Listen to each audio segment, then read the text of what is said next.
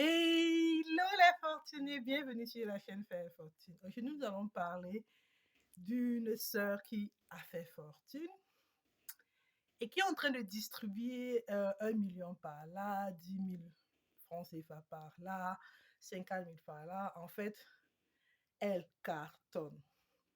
Et en tant que bon Africain, le premier réflexe est de dire « Oh, cet argent n'est pas simple, c'est de la sorcellerie, c'est des conditions qu'elle est en train de remplir. Regardez là, elle n'est même pas souriante, ses yeux sont tristes. Elle, il y a tout, il y a de tout. » Déjà, moi quand je regarde, je dis « Mais bon, ça peut avoir plusieurs raisons, n'est-ce pas? C'est pas tout le monde qui est à même de distribuer les sous comme ça. » Mais je me suis rappelé d'une candidate d'un jeu de télévision, je ne sais pas, les Let's Dance et tout ça. C'était la fille de quelqu'un qui avait tout. En gros, on va dire, quelqu'un qui n'avait pas faim, qui a 300 repas par jour régulièrement. Voilà, vous savez ce que ça veut dire.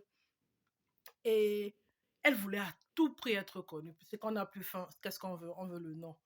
Voilà, si on passe sur la pyramide des besoins humains qui a été révolue. Mais à un certain moment, on veut être connu, on veut avoir un nom social, on veut être quelqu'un, entre guillemets. Voilà, surtout quand on est né dans ça. Du coup, son papa avait payé des gens dans des cabines téléphoniques pour qu'on appelle pour elle. Et à un moment donné, l'émission a dû franchement dire à haute voix, franchement, on va voir si les appels de son papa vont pouvoir la pousser parce que franchement, son rendu, sa performance n'était pas ça. Donc voilà, ça c'est ma toute première pensée. Et si elle s'achetait en fait des abonnés en donnant directement l'argent aux gens, puisque c'est ça, c'est un peu ça que font les partis politiques. On donne à manger aux gens contre une voix. Et ça surprend les gens qui ne sont pas conscients de leur pouvoir dans les réseaux sociaux. Moi je dis toujours qu'il faut qu'on sache où est-ce que va notre argent. On a un certain pouvoir, le pouvoir d'achat, et on peut le dépenser en soutenant, même pas en soutenant, c'est pas un soutien si tu es en train de planter sur une terre sur laquelle tu vas récolter dans quelques années. Donc, en, en, en rendant ton voisin fort par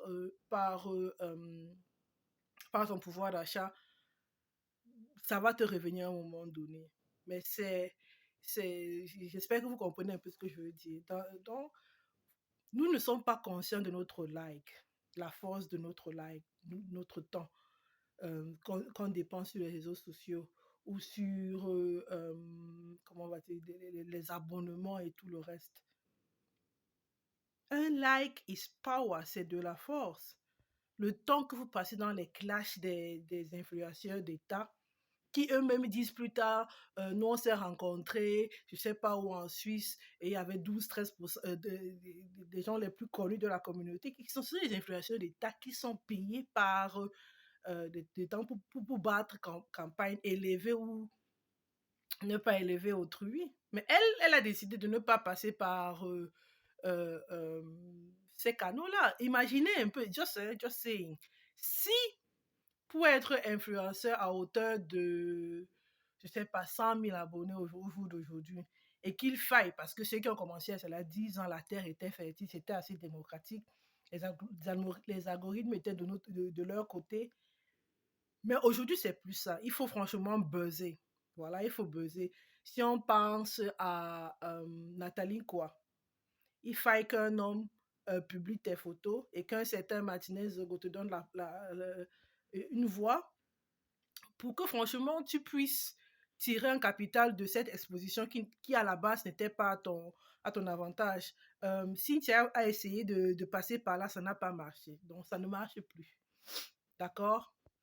Donc, mon si, c'était que, et si elle a décidé d'investir un certain montant pour avoir de la visibilité, pour que les gens parlent d'elle, pour faire ce buzz. Parce que soit tu payes des coachs, soit tu payes un certain réseau qui va te pousser, qui va créer un clash artificiel.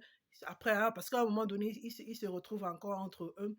Ou tu vas partager le contenu d'autrui et tu auras des problèmes peut-être avec Mark Zuckerberg, avec Facebook, parce que voilà, maintenant que la monétisation est revenue, on voit la recrudescence et les clashs et les gens qui essaient. Parce que avoir une certaine visibilité sur le net sans être pistonné, sans être réseauté par quelqu'un qui vend des cours, parce que c'est aussi ça, des collaborations et tout le reste, c'est pas impossible, mais il faut de la patience. Si elle n'avait pas de la patience, elle n'a plus faim, elle se dit, ben voilà, j'ai investi 1, 2, 3, 4, 5 millions. De toutes les manières, j'aurais dit, je vais dépenser cet argent si je dois payer les gens qui maîtrisent le système, qui maîtrisent le réseau pour qu'ils m'apprennent comment le réseau fonctionne.